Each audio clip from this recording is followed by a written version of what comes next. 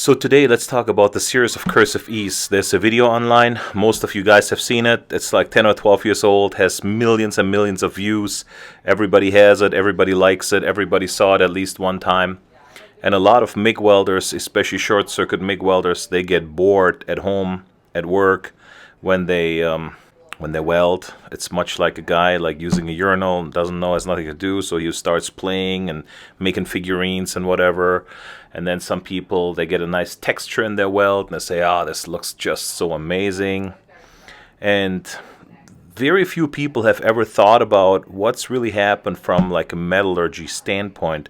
So today, in order to figure that out, we're going to back up a little bit and we're going to talk about heat first. So how to get heat in your part. So first, you can take a heat source like a torch, heat your part, preheat your part, whatever you want to call it. Your metal gets red hot glowing, just like in the picture eventually, if you heat enough. I'm not saying you have to heat that much. But of course, you know, if you heat your metal, you get heat in your part, and things may weld better at a higher temperature, especially if you weld something like abrasion resistant plate or something on an excavator bucket, something that has some sort of hardness to it. You kind of want to have a preheat on there and not weld cold material. If you live in a cold area and you weld in the winter something absolutely non-heated, you know it doesn't work well, so you go and you heat the part. So external heat source is your first method. So your second way would be MIG welding your settings. Not just MIG welding, TIG and stick I suppose too, but this video specifically deals with MIG, like short circuit MIG to be specific. So there is a knob on the machine for voltage, there's some knob on there for wire speed. They have to be in a certain ratio. I'm not going to go into too much detail here, but as you turn this all up, obeying that ratio, you get more heat into your part the higher you go.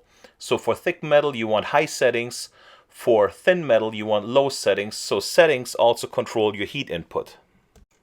So third one, the one that is probably least thought of and is the most complicated but feels the most natural to you, is what I call gun manipulation.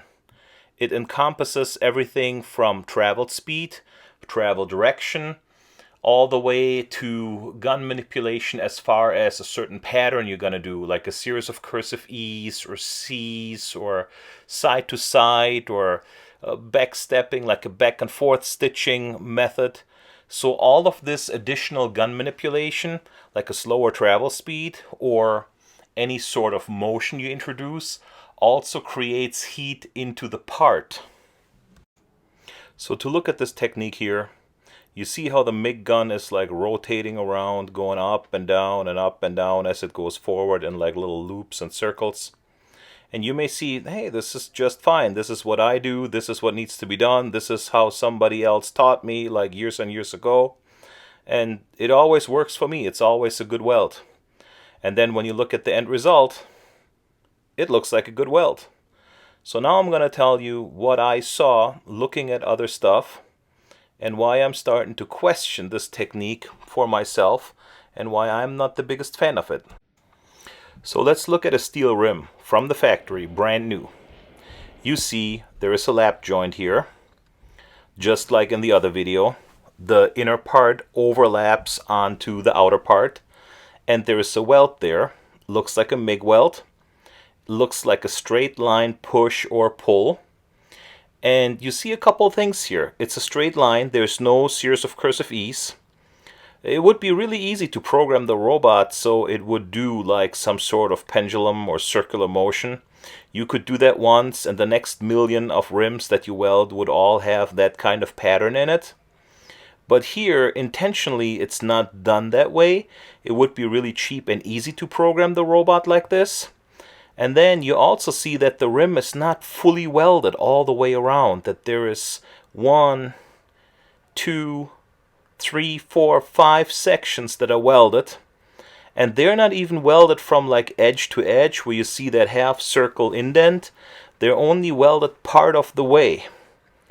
And now let's look at this and let's make a guess why that could be just like that.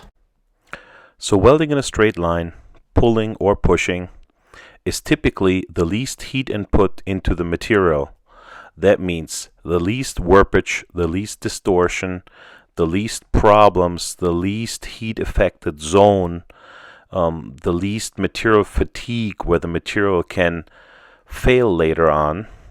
And then we are with the failure. That is the topic why there's only 5 spots welded and not all the way around. If one of those welds fails on that rim, the other welds are still there to hold up in case one of them fails. If you weld all the way around, you created a heat affected zone and a weak spot all the way around. And once the crack starts, it will just keep cracking uninhibited till the whole wheel falls apart, the center falls right back out. So having it skip welded like this or stitch welded will actually give it some time and will create natural stopping points for this crack. So the guy in this video basically lists 3 reasons why he does it. For bead appearance, and yes, we can argue prettiness or not, if it looks better than a straight line. Then he says he also does it for increased heat input, and my response would be just turn your machine up. And he does it because he says as he gets older, and I can relate to this, your eyes don't work as well as they used to in your 20s and 30s, yes. And as he does this series of cursive E's, the light reflects different off of that joint, and that gives him a chance to see what he's doing. Now my response for that would be, put some cheater lenses in your helmet. I mean, find a helmet that works for you. The problem is when you do this series of cursive E's, let's say you have 12 parts to weld. Day 1, you have the guy who brought the parts to you brought you an extra part to dial stuff in and to sort stuff out. So you're welding a test coupon first. Then you cut it apart, bend test it, whatever, polish, etch it with some acid and see how the nugget is. And you say, yeah, it looks good, I like it. So you have your machine set at a certain setting, and you there at night, and it's getting late, and you're making really nice big loops, put a lot of heat in it, put a lot of wire in it, and you're doing a really phenomenal job. Next morning, you get six parts done that night. Next morning, at like 8 o'clock, the guy calls you and says, hey, I need those parts sooner than I thought. So you're already all wired up. You have like 5 cups of coffee already in. And now you're going outside. Same material, same heat in your shop. Your shop is heated or air conditioned. The machine, the settings are still the same like last night. And you go in and you're in a big rush. And you're making tiny little loops. And you're just racing through that thing. So do you think that the welds the day before, where you made big gun manipulation, are the same quality, the same heat input, the same penetration like the ones the next day, where you're kind of rushing through, you don't give it enough time to burn in, you don't put enough heat into it? Probably not. So if you dial your stuff in to make straight lines, pushes, or pulls, and you have your setting the same, and you weld, your bead width is the same, that would mean your travel speed is the same, that would mean your heat input is the same. I feel that you can do a lot better, a lot more consistent, and on a higher quality level, less warpage, less distortion, better repeatability to do stuff in a straight line than you can do with cursive E's. But hey, feel free to argue this out in the comments. If you stuck it out for 9 minutes, this boring conversation here, then let me know in the comments what you think, how you weld, and if I'm full of it or not, or maybe I'm onto something. So I'll see you on the next one.